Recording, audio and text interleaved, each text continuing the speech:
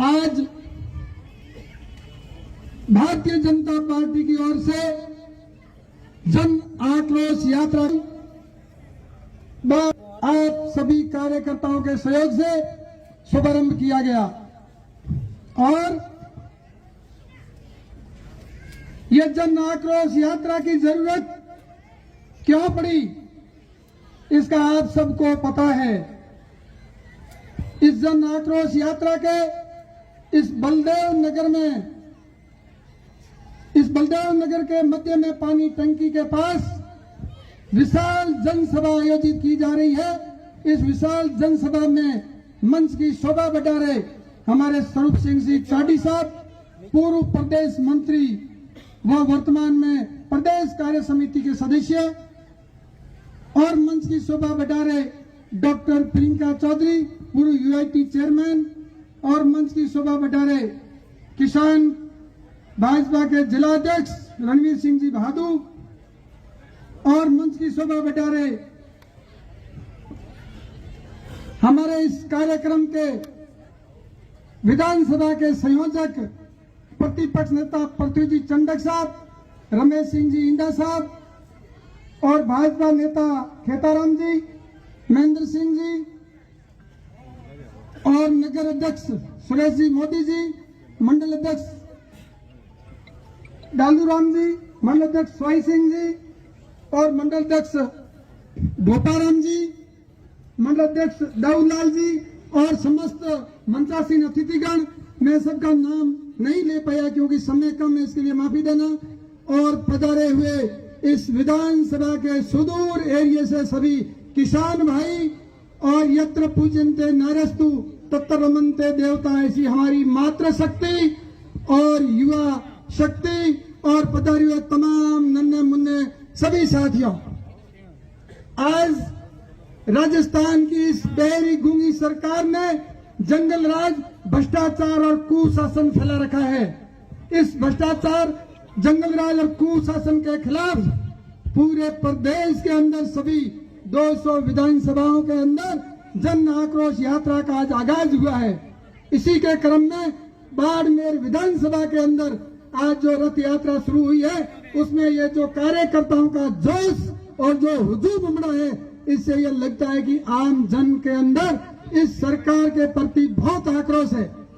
जब से ये सरकार सत्ता में आई, उससे पहले सरकार ने वादा किया था कि हम किसानों का पूरा कर्जा माफ करेंगे, लेकिन एक भी राष्ट्रीयकृत बैंक का 1 रुपया भी सरकार ने माफ नहीं किया, और किसान इस कर्जा माफी के इंतजार में बैठे रहे। और स्थिति ये हुई कि बहुत सारे किसानों की जमीन के नोटिस निकले और जमीनें नीलाम भी हुई, और बहुत सारे किसानों को इसके लिए हड़ताल करनी पड़ी, धरने देने पड़े, और जीवन दान भी करना पड़ा। इस बहरी गूंगी सरकार ने युवाओं से वादा किया था कि हम आपको नौकरी देंगे, और अगर नौकरी नहीं देंगे तो आपको 3500 रुपए बेरोजगारी भत्ता देंगे। लेकिन यहाँ जितने भी युवा खड़े हैं, मैं इनसे पूछना चाहता हूँ कि किसी एक को क्या बेरोजगारी भत्ता मिला है? किसी को भी नहीं। ये बहरी गूंगी सरकार झूठे वादे करके और सत्ता में आई, और सत्ता में आने के बाद इस सरकार ने सिर्फ अपनी कुर्सी बचाने का ही काम किया।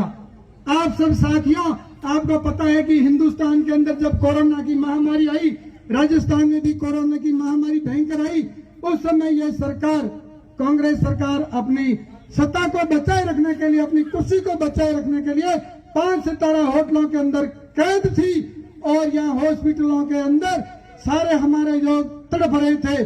कोई दवाई की व्यवस्था नहीं थी। केंद्र सरकार ने जो राजस्थान सरकार को, यहाँ के लोगों को जो टीके मुहैया करवाए थे, जो इंजेक्शन मुहैया करवाए थे, वो इस गहलोत सरकार ने पंजाब को भेज दिए, और यहाँ के मरीज तड़पते रहे। उसमें भारतीय जनता पार्टी के कार्यकर्ताओं ने कंधे से कंधा मिलाकर प्रत्येक हॉस्पिटल के अंदर खड़े रह करके मरीजों की कुलक्षण पूछी और साथ में खड़े रहे। जबकि कांग्रेस का एक भी कार्यकर्ता देखने को नहीं मिला, क्योंकि वो 5 सितारा होटल के अंदर सभी कैद थे, और इनके चारों तरफ पुलिस के 2 घेरे लगे हुए थे। कोई भी पक्षी भी अंदर क्या चला जाए, किसी भी एमएलए से कोई व्यक्ति मिल नहीं सकता था। ये हालात राजस्थान की हुई थी। और उस समय हमारे माननीय केंद्रीय मंत्री कैलाश जी चौधरी ने यहाँ सारी बाड़मेर और जैसलमेर जिले की सीएससी पर दौरा करके और सभी सीएससी पर उपकरण उपलब्ध करवाए और सब जगह बजट दिया और एक एक पीएससी एक एक सीएससी पर घूमकर सारे मरीजों की कुशल से हम पूछी, लेकिन उस समय कांग्रेस का कोई व्यक्ति वहां खड़ा नहीं था। इस प्रकार विगत 4 साल के अंदर 8,31,000 से ज्यादा आपराधिक मामले मुकदमे दर्ज हुए, जो आज दिन तक इतिहास में सबसे ज्यादा मुकदमे दर्ज हुए। और इसी प्रकार प्रदेश के अंदर 6,550 से ज्यादा निर्दोष व्यक्तियों की हत्याएं हुई और ये गूंगी बेरी सरकार अपराधियों के अंदर खौफ पैदा नहीं कर सकी और थानों के अंदर लिखा होता है कि आम जन में विश्वास और अपराधियों में डर, लेकिन इस सरकार ने बिल्कुल उल्टा किया। अपराधी बिल्कुल बेखौफ घूम रहे हैं, अपराधियों के अंदर विश्वास है और आम जनता के अंदर डर है। अपने बाड़मेर इलाके के अंदर अभी धोरीना में मूक बधिर महिला के साथ एक बच्ची के साथ जो सामूहिक दुष्कर्म हुआ, उसके अपराधी आज भी खुलेआम दौड़ रहे हैं। हमारे प्रदेश के युवा मोर्चा के प्रदेश अध्यक्ष ने यहाँ झंडा दिया और प्रशासन ने कहा हम 2 दिन के अंदर अपराधियों को पकड़ लेंगे, लेकिन आज तक उन अपराधियों को नहीं पकड़ा। 4 वर्ष के अंदर महिलाओं के अत्याचार के 1,61,000 मुकदमे दर्ज हुए हैं। 27,000 से बहन बेटियों के साथ 27,000 से ज्यादा बहन बेटियों के साथ दुष्कर्म हुआ, लेकिन उसकी जांचें फाइलों के अंदर दबी हुई है। और इससे भी आगे आप देखो उदयपुर के कन्हैया लाल तेली में आतंकियों ने किस प्रकार सरेआम उसकी दुकान के अंदर गला काट कर हत्या कर दी और ये बेरी गूंगी सरकार देखती रही, कुछ भी कर नहीं पाई। और इसी प्रकार है जो सबसे ज्यादा अगर कोई निर्दोष लोगों को इस प्रकार पीटा गया, उसके ऊपर मुकदमे दर्ज किए गए, ऐसी हालात पहली बार हुई। और यहाँ तक कि यहाँ जो बजरी का जो मामला है वो आप सब लोगों से छिपा हुआ नहीं है। बजरी के अंदर जो माफिया गिरोह के लोग हैं, जो मुकदमे जिनके ऊपर जाता है, जो हिस्ट्री सीटर है, वो है जो बजरी की खरीद फरोख्त कर रहे हैं और लोगों को लूट रहे हैं। भारतीय जनता पार्टी के सरकार के समय बजरी प्रति टन 50 रुपए थी, जो इस कांग्रेस की सरकार ने बजरी को प्रति टन 500 रुपए से ज्यादा कर दिया। जब जिला परिषद की बैठक में हमने ये मुद्दा उठाया तो वहाँ जो भी वहाँ नुमाइंदे थे सरकार के, उन्होंने क्या कहा कि सरकार इसके ऊपर कुछ भी नहीं कर सकती है। सरकार क्यों नहीं कर सकती है? क्योंकि बजरी के ठेकेदार से कई 100 करोड़ रुपए का पैकेज पहले ले रखा था। ये हालात इस सरकार ने कर रखी है और 1,61,000 महिलाओं के ऊपर अत्याचार के मुकदमे दर्ज हुए हैं। और यहाँ की स्थिति, यहाँ के जो साधु संत है उनकी राजस्थान के अंदर बहुत ज्यादा हत्याएं हुई और पुजारियों को सरेआम पीटा गया और मौत के घाट उतारा गया। यहाँ की स्थिति मुख्य हम चाहेंगे वो होगा। ये स्थिति सरकार के अंदर ऐसी पैदा कर दी कि आम जन पीड़ित है। और यहाँ का मैं बताऊं, बाड़मेर के अंदर बाड़मेर का मुखिया गौ सेवा आयोग का अध्यक्ष है और जब लंपी की बीमारी हमारे बाड़मेर के अंदर आई तो राजस्थान के अंदर सबसे ज्यादा अगर गौवंश की हत्या हुई तो वो मौतें सबसे ज्यादा बाड़मेर के अंदर हुई। और बाड़मेर के अंदर भी सबसे ज्यादा मौतें अगर हुई है तो वो नंदी गौशाला में हुई है, जिसका ये जो गौ सेवा आयोग का अध्यक्ष है वो खुद संचालन कर रहे हैं उनका, वहाँ सबसे ज्यादा गौवंश की मौतें हुई। और बाड़मेर के आसपास बारिश के समय में पूरे एरिया जो बारिश के समय पानी से भर गए थे, पानी की कोई निकासी नहीं थी, लेकिन बाड़मेर के विधायक ने किसी भी एरिया के अंदर जाकर के किसी प्रकार की सुध नहीं ली और वो है जो अपने ही लोगों को आगे बढ़ाने में लगे हुए। और मैं आपको बताना चाहता हूँ, यहाँ विशाला के अंदर सोनगढ़ी में वहाँ जो भी जमीन है हमारे किसानों की, वहाँ है जो वो कोयलों के पानी को बाहर डंपिंग करके और बरसात के समय खुला छोड़ देते हैं, जिससे बहुत सारी जमीनें हमारी बंजर हो गई है। उसके लिए कई बार करने के बाद में कोई आज तक कार्य इसके बारे में नहीं हुआ। भाटका खारिया ग्राम पंचायतों में कृषि के कनेक्शन जिन जिन लोगों के हैं, जिनके होने हैं उनके तो हुए नहीं, लेकिन जिन जिन लोगों के कृषि कनेक्शन है उनको सरकार ने वादा किया था कि हम 8 घंटा लाइट देंगे, लेकिन यहाँ भाटगढ़ खारिया तला के किसान भाई बैठे हैं, 3 घंटा लाइट मिलती है, वो भी 6 बार कट करके वापस मिलती है। ये किसानों की हालत है। और ये बेरी गुंगी सरकार की तरह जाखड़ों की ढाणी, मुंडों की ढाणी, रामदेरिया, यहाँ के गांव में जो अकाल हुआ था उस अकाल के अंदर इन पटवारियों ने गिरदावरी नहीं करी और जिससे इन किसानों को क्लेम नहीं मिला। और इस बार जो भी जहां जहां अकाल थे वहां पर जो 13,700 रुपए जो खाद बीज के सरकार देती थी वो भी इस बार लोगों को नहीं के बराबर मिले हैं। और सरकार कहती है कि हमारे पास बजट नहीं है, हमेशा सरकार एक ही रोना रोटी है। बाड़मेर शहर के आसपास जो भी गोचर भूमि है, जो भी सरकारी भूमि है, उसके ऊपर भूमाफिया कब्जा कर रहे हैं। और हमारे यहाँ के एमएलए साहब के उसमें 6 है, अगर 6 नहीं होता तो नगर परिषद के अंदर बहुत सारे पट्टे ऐसी जमीन के बने थे और आप लोगों ने अखबार में पढ़े होंगे। उन पट्टों को जो बाद में जब पत्रिका और भास्कर ने मुद्दा उठाया तो उन पट्टों को इन्होंने निरस्त किया। ये सब आप सबके आंखों के सामने है।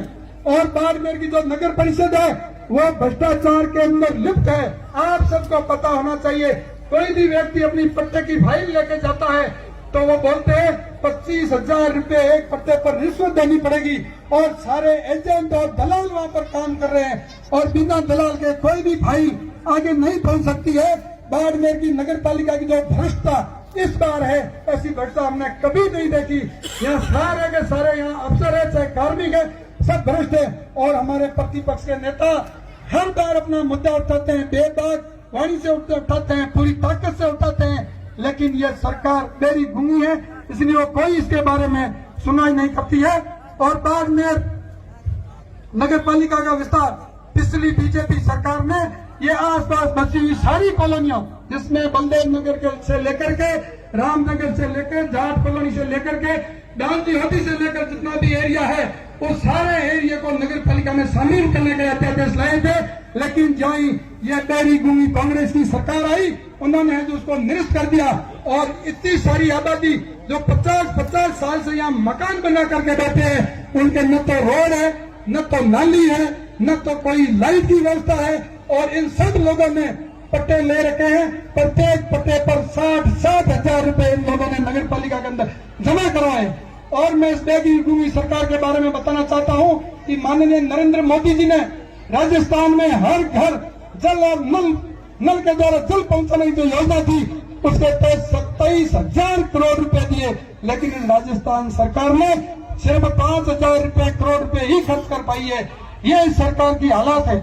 और वर्तमान के अंदर जो आवास योजना है उसके अंदर जब ये कांग्रेस की सरकार बनी तो उन्होंने 14 अगस्त 2021 को सारे सरपंचों को बता दिया था कि जो जो कांग्रेस विचारधारा के सरपंच है और उनको जिन जिन लोगों ने वोटिंग के समय सहयोग नहीं किया है उनके आवास काट दिए जाए। और हमारी पंचायत समिति के अंदर 26 ग्राम पंचायतों के सरपंचों ने इस प्रकार नाम काटे थे। और जब मुझे पता चला तो मैंने यहाँ जिला परिषद में आकर के नाम वापस छुड़ाए और उसके बारे में बहुत बड़ा हंगामा हुआ था। ये इतनी बड़ी हरकत इस कांग्रेस सरकार ने करी है। और अभी जो पंचायती राज के चुनाव थे उस समय माननीय एमएलए साहब ने यहाँ कार्यकर्ताओं को डरा धमका कर कांग्रेस के वोट लिए और उनको कहा कि अगर आप वोट कांग्रेस के पक्ष में नहीं करोगे तो हम यहाँ से आपकी ट्रांसफर शिवाना करा देंगे, आपकी ट्रांसफर बेकसर करवा देंगे। ऐसी ऐसी धमकियां देकर के लोगों से वोट लेने का काम किया। जनता कांग्रेस को कतई नहीं चाहती है, कांग्रेस को इतनी त्रस्त है जनता, वो कतई नहीं चाहती है। और यहाँ है जो पंचायत समिति से लेकर के जिला परिषद के अंदर यहाँ सरपंच गण बैठे हैं, उनको आप पूछना एक भी फाइल पैसे दिए बिना, भ्रष्टाचार के पैसे दिए बिना आगे नहीं घिस सकती है। परसों एक सरपंच साहब कह रहे थे कि मेरी फाइल अब तक ही आगे जान नहीं रही थी, तो मैंने किसी बाबू से पूछा तो उन्होंने कहा आपने पैसे कितने दिए, तो दिए ही नहीं तो आपकी फाइल नहीं जाएगी। जब उन्होंने पैसे दिए तो वो फाइल जिला परिषद में आगे घिसकी, ये स्थिति है। इसके बाद में बिजली के बारे में आप लोगों को बताना चाहता हूँ कि इस बेरी गूंगी सरकार ने वादा किया था कि हम किसान